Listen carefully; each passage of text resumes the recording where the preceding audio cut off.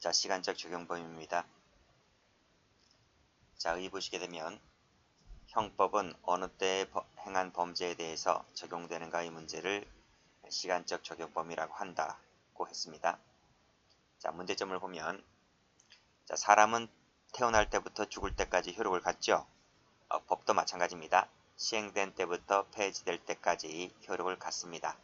문제는 행위시와 재판시 사이에 변경이 있을 때 행위시법과 재판시법 중에서 어떤 법을 적용할 것인가가 문제된다 그랬죠. 자, 무슨 말인가 하면 노트 펴볼게요. 노트는 4페이지. 자, 여기 범죄 행위시가 있습니다. 여기 재판시가 있고요.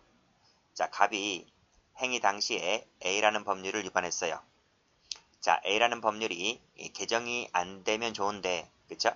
그럼 개정이 되지 않으면 재판할 때도 쉽잖아요. 그쵸? 근데 이 법이, 이 범죄 행위에 존재했던 그 법이 쭉 와서, 즉, 기소가 되고 재판을 받던 도중에 이 법이 바뀌어요. 여기서 재판받기 전에, 즉, 재판받던 도중에 이 법이 개정이 됩니다. 개정이 되어서, 자, 밑에 이렇게 1번 폐지가 된다든지, 아니면 형량이 이렇게 감경된다든지, 아니면 구속요건은 개정되는데 형량은 변함이 없어요. 유지가 된다든지, 또는 형이 이렇게 가중된다든지, 이렇게 네 가지 형태로 바뀔 수가 있습니다. 자, 그랬을 때 여기서 개정된 시점을 기준으로 해서 개정되기 전의 법을 구법, 그리고 개정된 후의 법 있죠. 1번, 2번, 3번, 4번. 개정된 후의 법을 신법이라고 합니다. 자, 그랬을 때 여기서 법원이 재판을 할 때 과연 개정되기 전의 법인 구법을 갖고 재판할 것인가, 아니면 개정되고 난 이후의 법 신법을 갖고 재판할 것이냐, 이 문제예요. 이것이 바로 시간적 적용 범위 문제다고 하는 것입니다. 다시 한번 교재 볼게요. 다시 한번 읽어볼게요. 형법은 시행된 때부터 폐지될 때까지 효력을 갖는다. 맞죠? 자, 그런데 범죄 행위에 존재했던 법, 재판할 때 존재했던 법, 그쵸? 행위시와 재판 사이에 가벌성과 형벌법규의 변경이 있을 때 과연 어떤 법을 갖고 재판할 것인가가 문제된다. 그랬습니다. 2번, 여기서 행위시법을 적용하면 구법의 추구표를, 재판시법을 적용하면 신법의 소구표를 인정하는 결과가 된다고 했는데, 이것은 잠시 있다 제가 구법의 추구표, 신법의 소구표를 다시 한번 설명드릴 겁니다. 그건 잠시 있다 설명드리고, 일단 밑에 형법의 태도부터 먼저 볼게요. 자, 형법의 태도입니다. 우리 형법은 원칙적으로 행위시법주의를 채택하고 있다는 거예요. 뭐 다른 말로 구법주의라고도 하는데 1조 1항을 봅니다. 자, 1조 1항 범죄의 성립과 처벌은 모두 다 행위시법의 법률에 따른다. 행위시 동그라미 치시고, 자, 성립뿐만 아니라 처벌 역시 모두 행위시법에 따른다. 이것이 원칙인 거예요. 자, 밑에 우리 형법 제1조 1항은 행위시법주의와 함께 죄형법정주의, 다음 시간에 배울 텐데요. 그 중에 하나인 소급표 금지 원칙을 천명하고 있다. 따라서 행위시에 범죄가 아닌 것을 괘씸하다고 하여 사후에 법을 만들어서 처벌하면 돼야 한대요? 안 된다. 이것을 얘기해주고 있는 겁니다. 이것이 원칙이라는 거예요. 자, 그럼 여기서 이 행위시란 말의 의미가 뭘까? 다음 페이지 봅니다. 자, 행위시란 범죄 행위 종료시를 말한다. 판례라고 되어 있는데 여기 나와 있습니다. 자, 범죄 성립과 처벌은 행위시법에 의한다고 할 때 행위시라고 하는 것은 범죄 행위 종료시입니다. 행위 종료시. 범죄 행위 종료시 동그라미 치시고, 요걸 말하는 것이지 올라가서 결과 발생을 의미하는 것이 아니다. 객관적 처벌 조건을 의미하는 것이 아니다 하는 것을 알아두시고, 자, 문제는 요 포괄일죄입니다. 자, 포괄일죄의 종류 우리가 죄수론에서 다 배웠죠. 뭐 대표적인 예로서 계속범, 연속범을 들 수가 있는데, 자, 이들 범죄의 경우는 포괄일죄를 구성하는 최종의 실행행위 종료시법이 행시법이 된다고 했는데 그 판례가 밑에 나와 있습니다. 자, 밑에 판례 보죠. 아주 중요한 판례예요. 별표 치세요. 자, 요 판결 요지만 나옵니다. 요 판결 요지를 정확하게 이해하기 위해서 요 사실관계를 한번 읽어볼게요. 갑은 사전선거 운동을 금지한 국회의원 선거법 위배되는 행위를 수차례 함으로써 자, 그 법률 위반의 포괄일죄로 공소 제기되었었는데 그 개개의 위반 행위 도중에 법이 바뀌었다는 겁니다. 개정되었다. 그래서 벌금액 상한이 150에서 300만 원으로 무겁게 변경되었다. 과연 이 갑은 구법과 신법 중에서 어떤 법의 적용에 재판을 받는가 이런 얘기죠.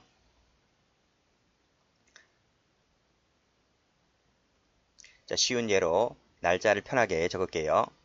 1월 1일 날 이 갑이란 사람이 이 사전선거 운동을 금지한 국회의원 선거법 위반 행위를 했단 말입니다. 수차례 했습니다. 그러니까 1월 1일도 하고 뭐 1월 2일, 뭐 1월 3일 쭉쭉 했습니다. 계속했습니다. 해서 2월 1일까지 했다고 칠게요. 자, 2월 1일 날 이제 적발된 거예요. 꼬리가 길면 잡히잖아요. 요때 적발됐습니다. 적발됐어요. 언제부터 시작했다고요? 요때부터 계속해서 통법 위반의 행위를 하다가 계속해서 하다가 마침내 2월 1일 날 적발되었다. 여기서부터 여기까지는 뭐예요? 포괄일죄죠. 포괄일죄 요건을 구비했기 때문에 여기서부터 여기까지는 하나의 죄가 된 거예요. 자, 그런데 중간에, 그쵸? 개개의 위반 행위 중간에 이 관련 법이 바뀌었습니다. 그래서 1월 15일 할게요. 요 15일 날 요 관련법이 개정이 됩니다. 여기서 그러니까 쭉 왔다는 거죠. 쭉 법이 이렇게 진행되어 오다가 1월 15일 날 여기서 개정이 되었다. 어떻게 개정되었느냐? 150에서 300으로 상향되었다는 거죠. 그래서 법이 이렇게 올라간 거예요.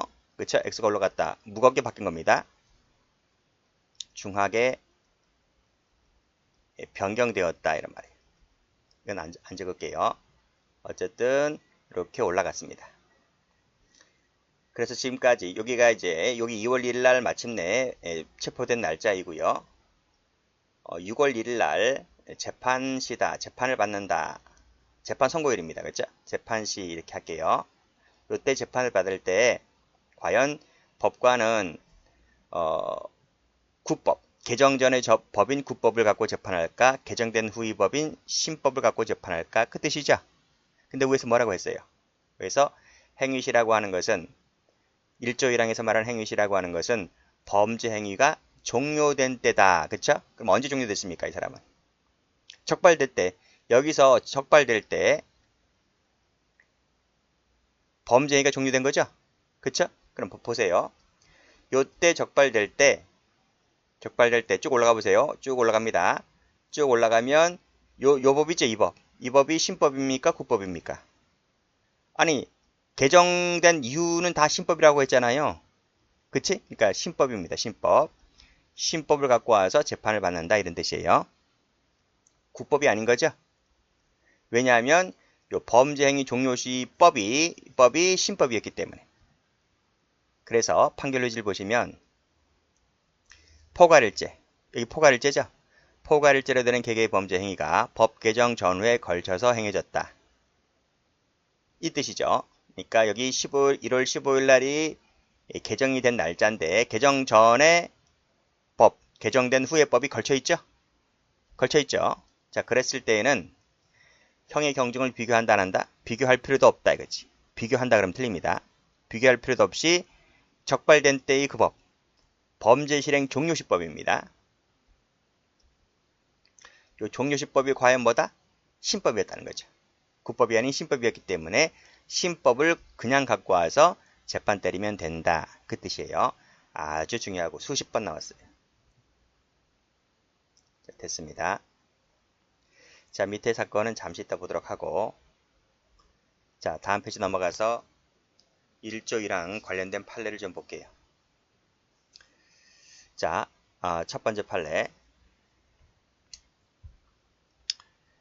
자, 애초에 죄가 되지 않던 행위를 구성요건 신설로 처벌하면 돼야 안 돼요? 안 된다 했잖아요. 앞에서. 여기서. 행위 시에 범죄가 아닌 것을 사후에 법을 만들어서 체벌하면 돼야 안 돼요? 허용될 수 없다고 했잖아요. 그치? 그래서 애초에 죄가 되지 않던 행위를 구성요건, 즉 구성요건은 법조문이라고 그랬습니다. 법조문을 신설해서 처벌 대상으로 하는 것은 돼야 한대요? 안 된다고요. 그래서 신설된 포괄일제 처벌법규가 시행되기 이전의 행위에 대하여는, 그치? 이전 동그라미, 이전의 행위에 대해서는 처벌할 수 있다 없다? 처벌할 수가 없다. 1조 1항에 위배되기 때문에. 이는 신설된 처벌법규가 상습범을 처벌하는 요건이라 하더라도 똑같아. 이것을 처벌하는 법조문이라 할지라도 마찬가지다. 그 말은 1조 1항에 따라서 처벌할 수가 없다. 처벌하려면 시행된 이후에 처벌하는 것이지 시행 이전의 이 법을 갖고 시행 이전의 행위를 갖고 처벌할 수는 없는 것이다. 이렇게 보았습니다. 됐고, 그 다음에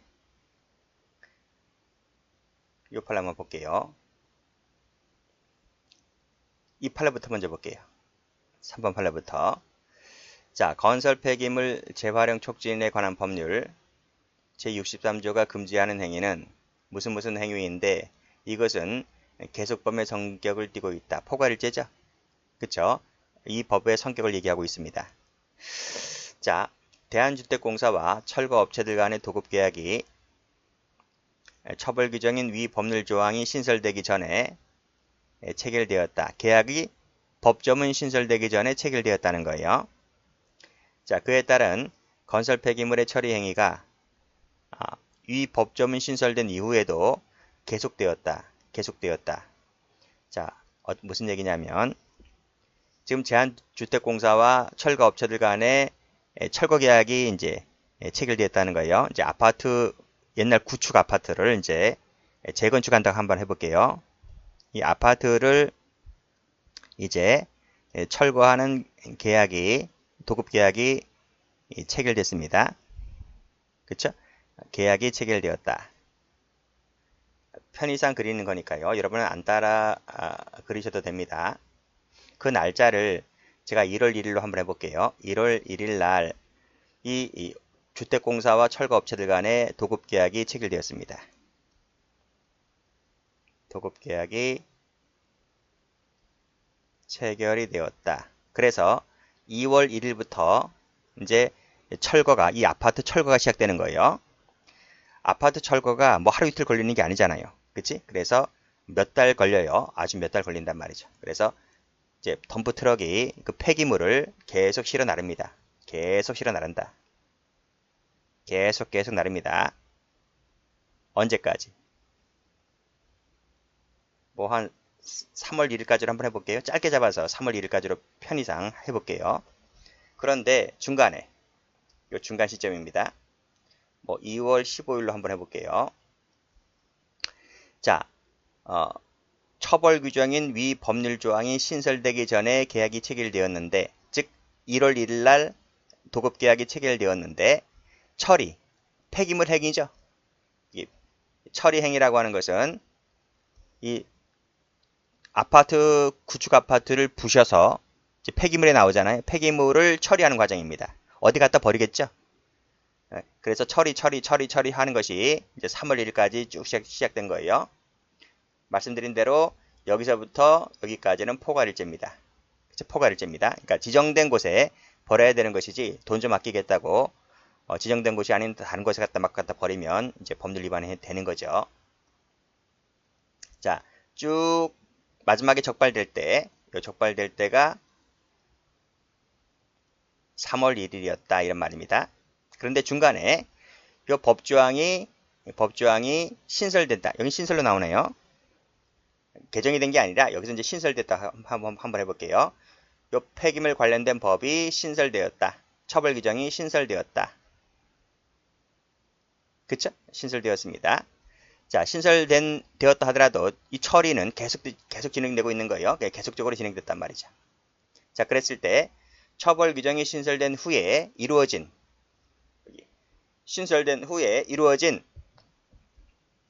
이 무허가 처리업체에 의한 건설 폐기물의 위탁 행위를 처벌할 수 있다 없다?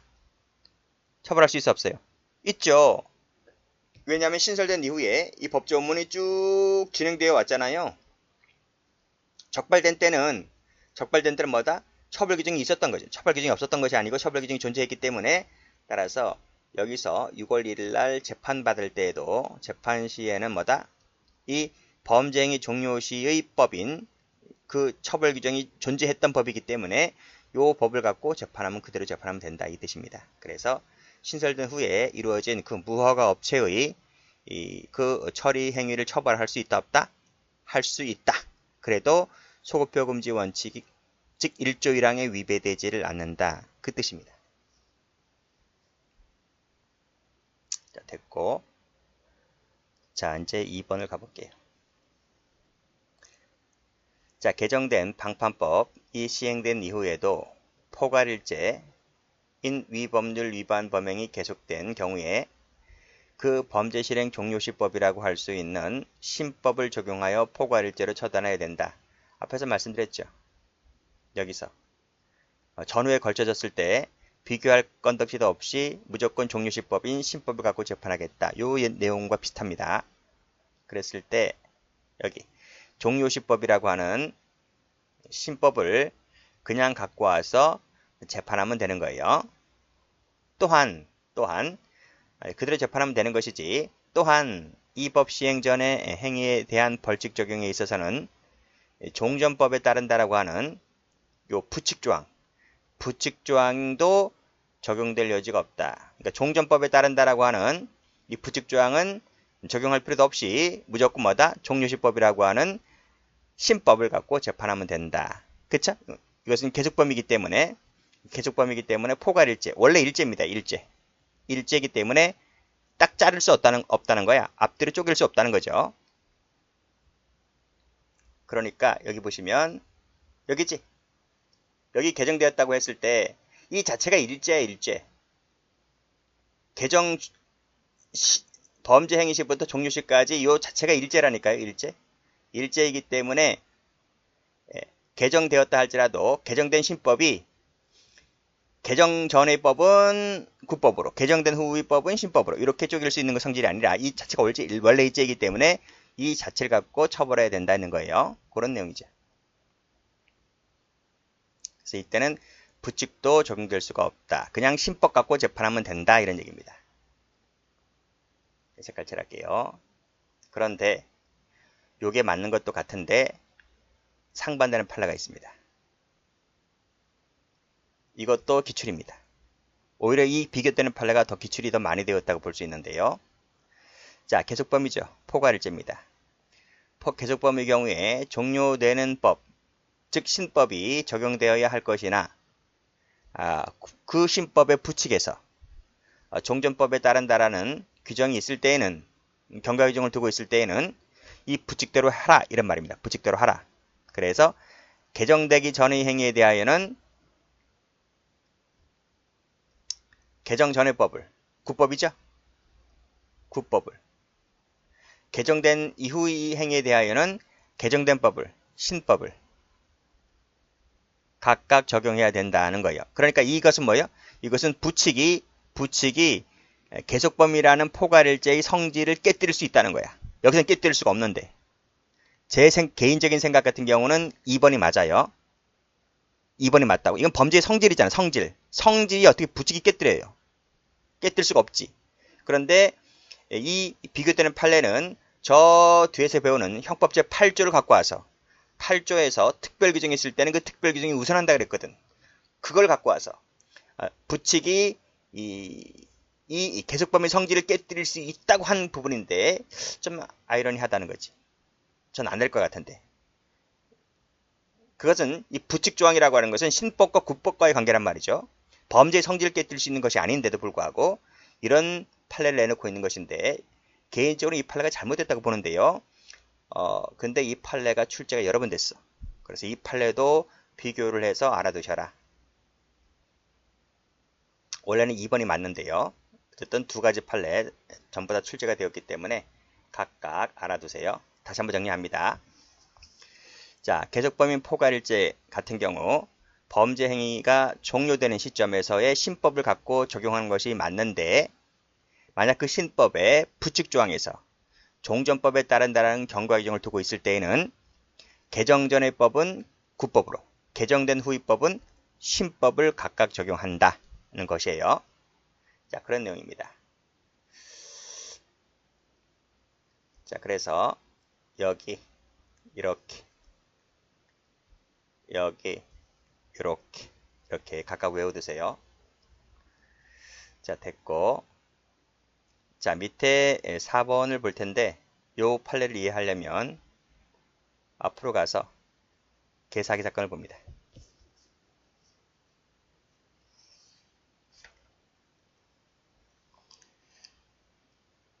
자, 요 판결 요지도 이해하려면 요 사실관계 좀 한번 읽어볼게요. 한 번 나왔네. 자주 나오는 판례는 아닌데, 감년은 1984년 1월 1일을 전후하여 개를 운영한다 하면서 상습적으로 사기치고 다닙니다. 그래서 그 액수가 수억 원대의 액수였다는 거죠. 자, 84년 1월 1일 이후의 것만 하더라도 1억이 넘었단 말이죠. 왜 84년 1월 1일이 중요하냐면 특경가법이 이때 시행됩니다. 자, 이 특경가법 같은 경우는 일반 형법보다 액수가 크고 가중처벌되는 거죠. 그래서 1억 원 이상일 때는 형법이 적용되는 것이 아니라 특경가법에 따라서 중하게 처벌할 수 있게 되었다. 과연 1월 1일 이후의 편취행위에 대하여 감년을 특경가법으로 처벌할 수 있을까가 문제가 된다는 얘기인데요. 자, 무슨 얘기냐? 자, 84년 1월 1일 전후로 사기치고 다녔다는 거예요.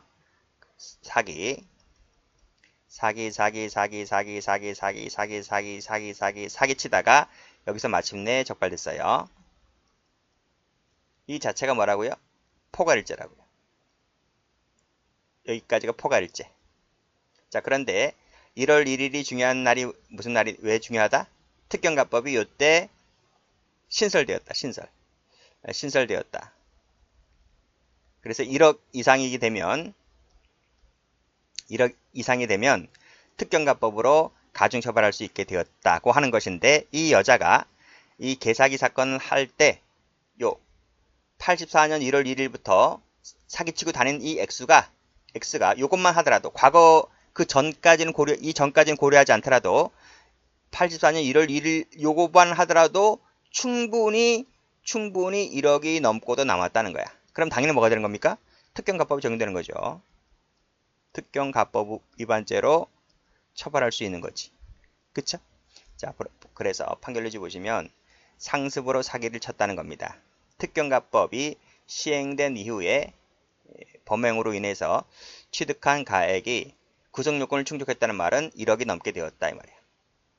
1억이 넘게 되었다. 그랬다면 밑에 특경가법 위반죄로 처벌할 수가 있다 이런 말인데요. 더 살펴볼 것은 뭐냐면 이건 어떻게 하냐는 거지. 그래, 1월 1일부터는 특경가법 위반죄로 처벌할 수 있는데 그 전에 행위 84년 1월 1일 그 전에 행위 이 부분, 이 부분은 별도로 처벌할 거냐, 별도로 처벌을 할 거냐, 아니면 여기에 흡수시켜서 처벌할 수 있느냐의 문제인데, 판례가 뭐라 그래요?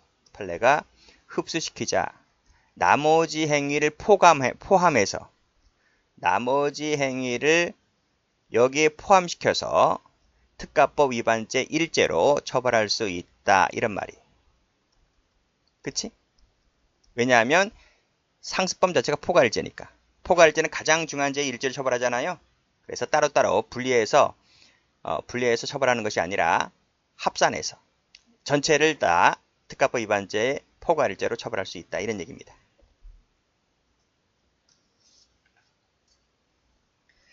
자, 다음 페이지 가보죠.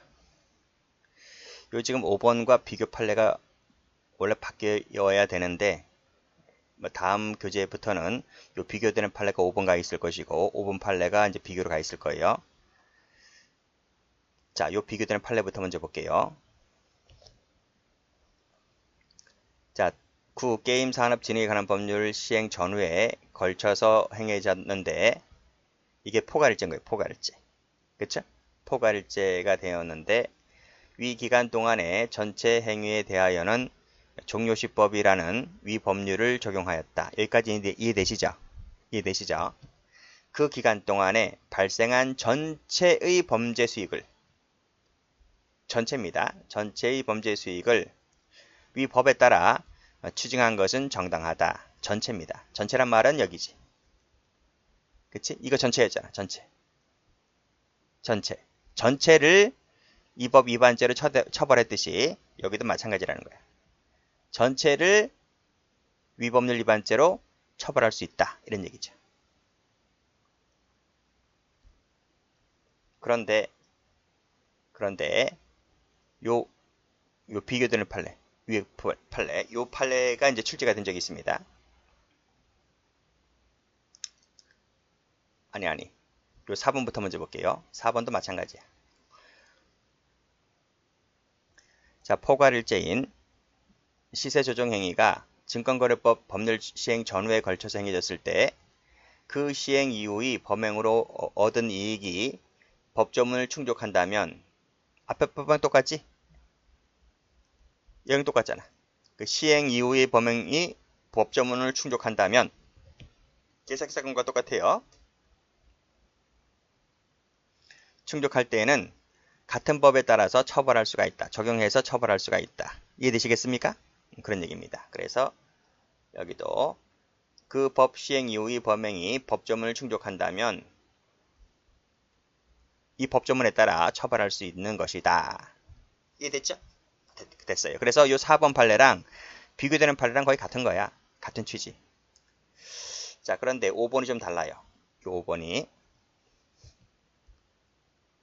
자, 2008년 12월 26일 날 특경가법이네요. 특가법. 형법 129조 130조 뇌물죄인데요. 여기 수뢰죄 조문입니다. 형법상에.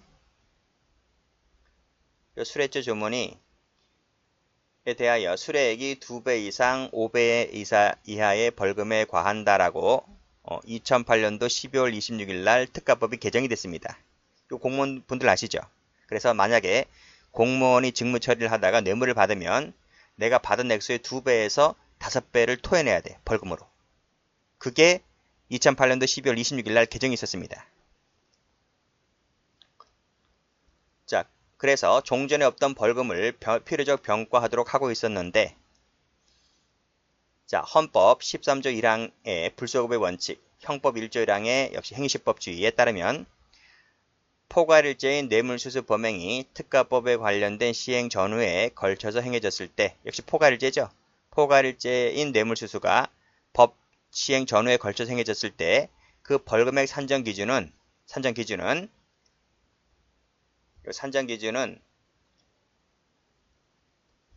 법조문이 시행된 이후입니다. 시행된 이후의 금액으로 한정된다 이 말이에요. 한정된다. 그러니까 전체가 아니고 밑에 비교되는 판례처럼 전체가 아니라 그 법 시행된 이후의 금액으로 한정된다. 요건 왜 법조문 시행 이후로 한정될까?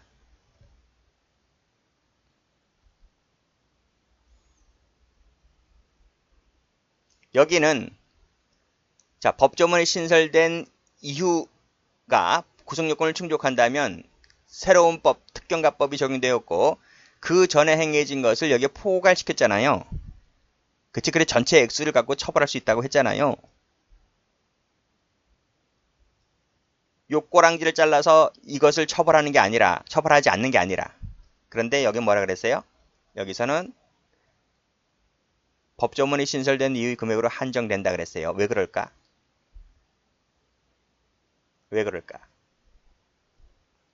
다른 게 아닙니다.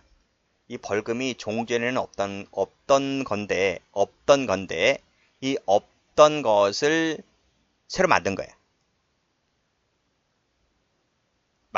그래서 이 벌금형, 여기 벌금도 나오지. 벌금형이라고 하는 것은 종전에 없던 것을 새로 이 법을 만들어서 없던 것 과거까지 처벌할 수가 없잖아요. 일제일형에 따라서. 그치? 그렇기 때문에 요 없던 것을 새로 만든 것이기 때문에 그때는 뭐다? 1조 1항에 따라서 신설된 이후의 금액으로 한정될 수밖에 없다. 이런 얘기입니다. 그쵸? 그래서 요 판례가 위 판례와 밑에 판례는 완전히 배치되는 건 아닌데 제가 조심하라고 하는 부분은 전체냐 신설된 이유냐, 그것만 조심하시라는 얘기입니다. 그래서 그렇게 설명드렸던 거예요.